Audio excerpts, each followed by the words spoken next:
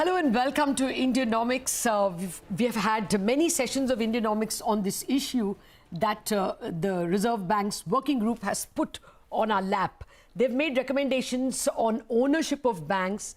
They've made recommendations regarding maximum promoter holding. They've also recommended collapsing the holding company structure in cases where the only business done by the entity is banking business. And of course, the one that has captured maximum attention, allowing more private players, especially larger NBFCs and corporate houses, into banking. While the proposal for collapsing the holding company structure has been welcomed by all, including the stock markets, most of those stocks of Ujjivan, Equitas, IDFC First Bank have all hit 20%. On the issue of allowing corporate houses banking licenses, there have been several warnings. S&P, foremost among them, has warned against the recommendation to issue bank licenses to corporate conglomerates. Two former Reserve Bank governor and deputy governor, that is Governor Raghuram Rajan and Deputy Governor Viral Acharya, in a joint blog have also said that connected lending and siphoning can be our lot if such licenses are given to corporate houses. But I want to also bring to the fore points made by two former deputy governors of the Reserve Bank who say that there is no difference between giving a license to a corporate house and giving license to an NBFC owned by a corporate house. The IWG, the Internal Working Group's paper, makes a distinction between the two, saying that while you can have discussions on giving licenses to corporate houses, upscaling NBFCs, even if they are owned by corporate houses, into a bank is something which we should do, especially if the assets under management is more than 50,000 crore. So we are debating both this, whether NBFCs owned by corporates should be treated differently. I have with me two people who are intimately connected with it. G. Padmanabhan, former executive director at RBI and until recently chairman of the Bank of India. I also have with me Geeta Chugh, senior director at S&P Global and author of the piece that says that giving licenses to corporate houses could be dangerous. Geeta and Mr. Padmanabhan, thank you very much for joining me. Well, let me start with you, Geeta.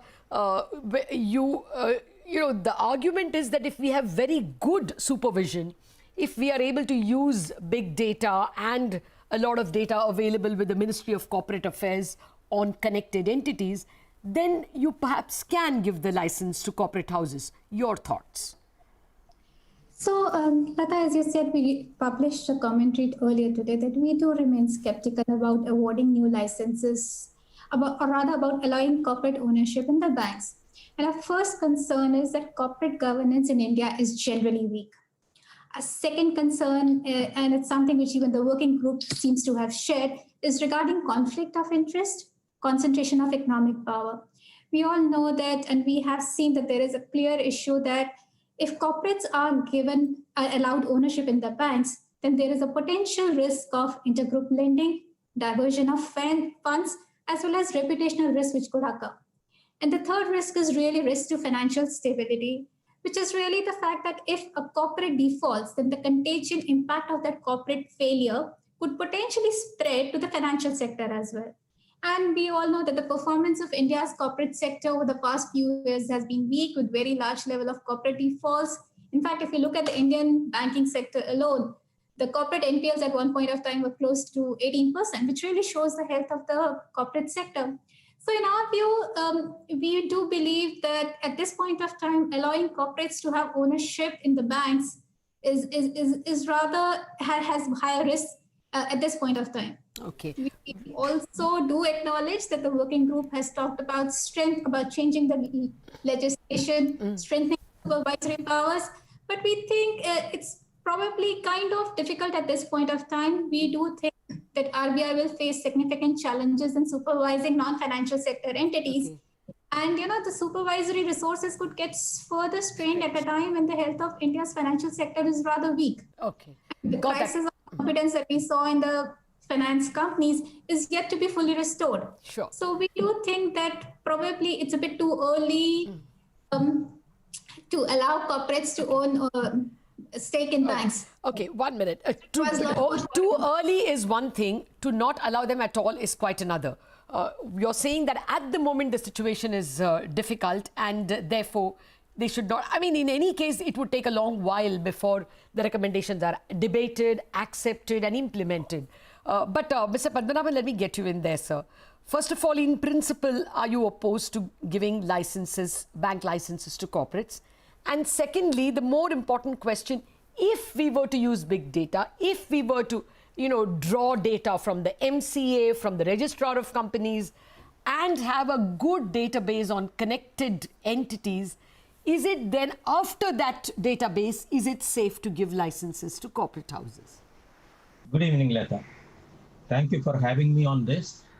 Now, let me start by saying that for 50 years, we have shied away from giving the license to the corporates, and it'll be a very difficult decision because we are comfortable where we are, and to open up, I think there'll be more opposition rather than people who support this.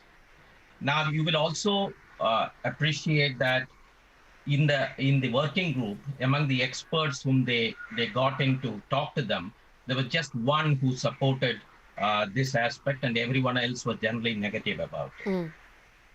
And I don't think, to be fair to the people who are debating this, I don't think the working group has offered detailed views as to why they think that what we did not do for 50 years needs to be done now. Yes. So it's a question of we are debating, in principle, what is my view. Now, I would put it this way. Now, if we are saying that a group of entity cannot be brought into the financial sector forever, as you rightly put that question, we are debating whether it is not that they are being brought in today, because today I don't think anybody would be interested in a banking license, given the way in which the sector is struggling. But given that in principle, if they have to be brought in, what needs to be in place? I think you touched upon the issue of big data, the SupTech, the RegTech, and whatever it is. Now, I would think that one more aspect needs to be put in place. So basically, I'm saying that if we say that we don't want corporates into the financial sector at all because of the attendant risk, my question is, are we admitting as a set of regulators stating that whatever checks and balances that I put in place, I am not confident that this will be gained by whoever who is coming in. I'm at least not prepared to take that extreme view. So I would think that probably the kind of supervisory skills will have to be improved. But I would caution to say that supervisory skills alone is not sufficient to achieve this end, because in our country, it is not drawing up the regulation, which is rather easy, which has been done. It is enforcing the regulation that becomes difficult.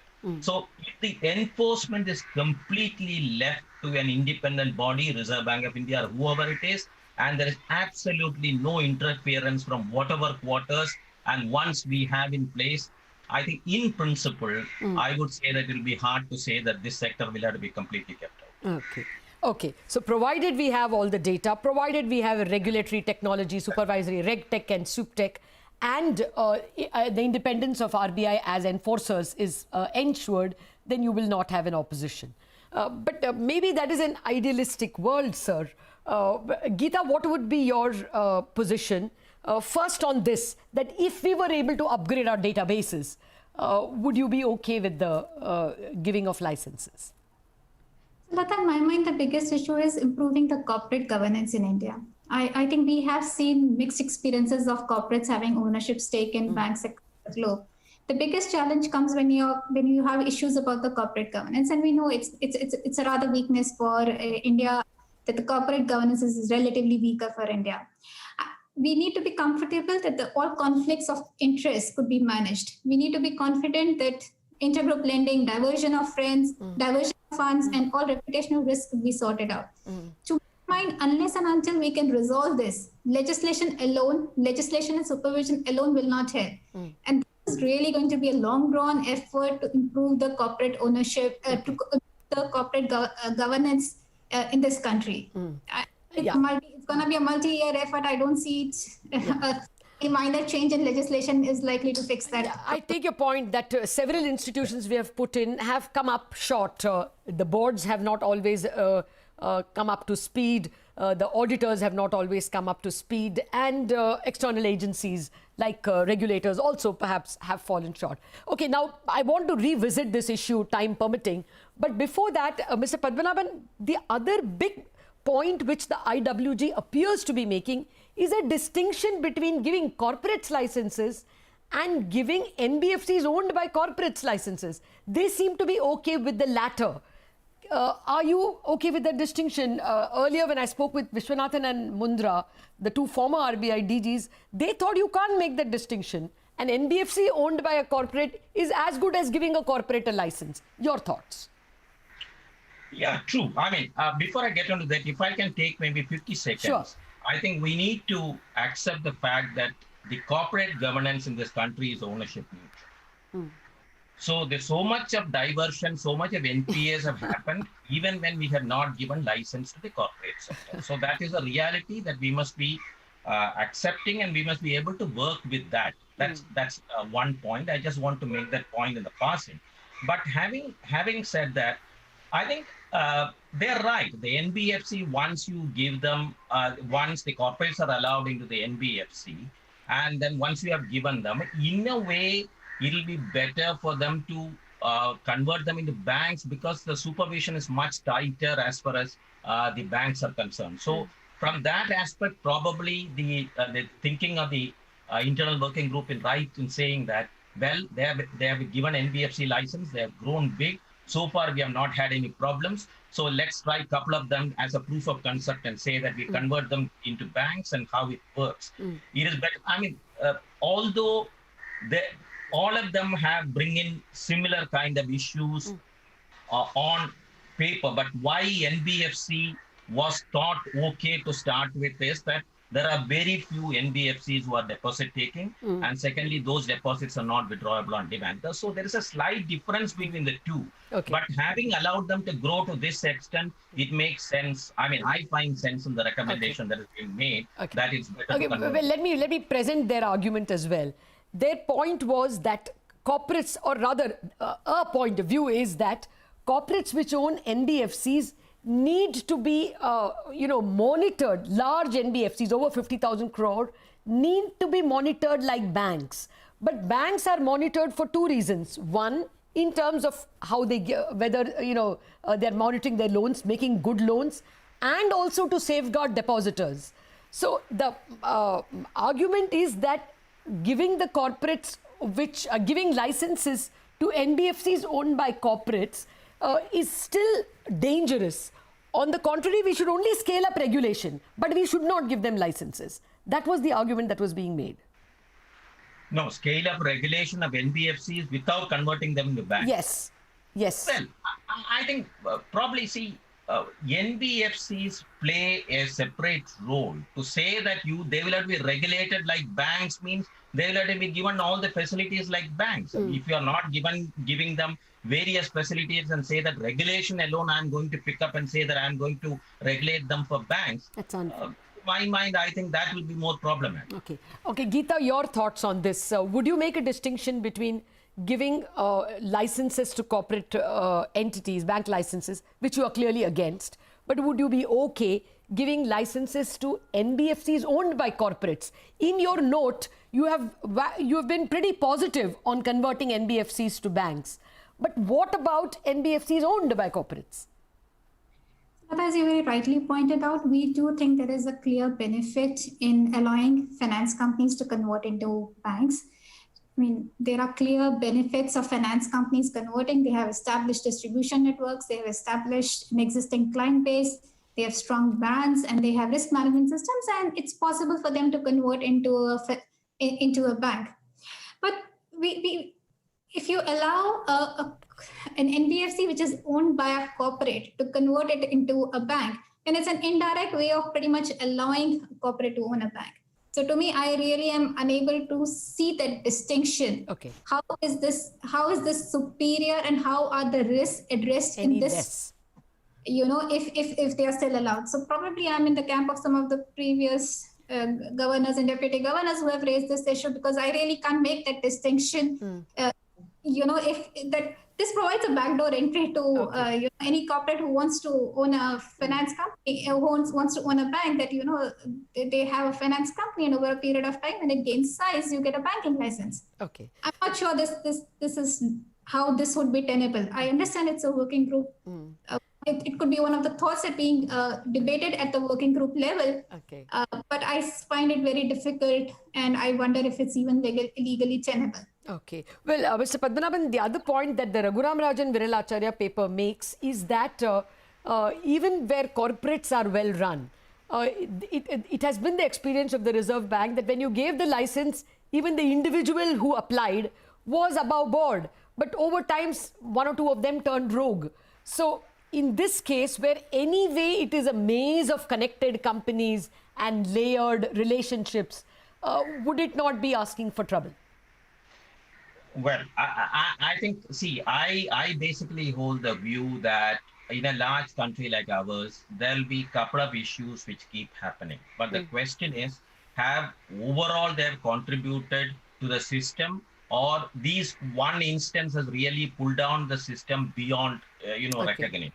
So that's the point. We need to do a kind of a balance. I mean, we can argue that the only way the corporates can contribute to this country is to run their business, don't come into banking. I mean, this is what we have been doing for 50 years. Yes. Now, the question is that, are we still saying that we will never be able to arrive at a regulation where these people cannot be considered at all? This is where I probably differ from the probably rest of the arguments that you put on the table. Okay. But you have set high standards.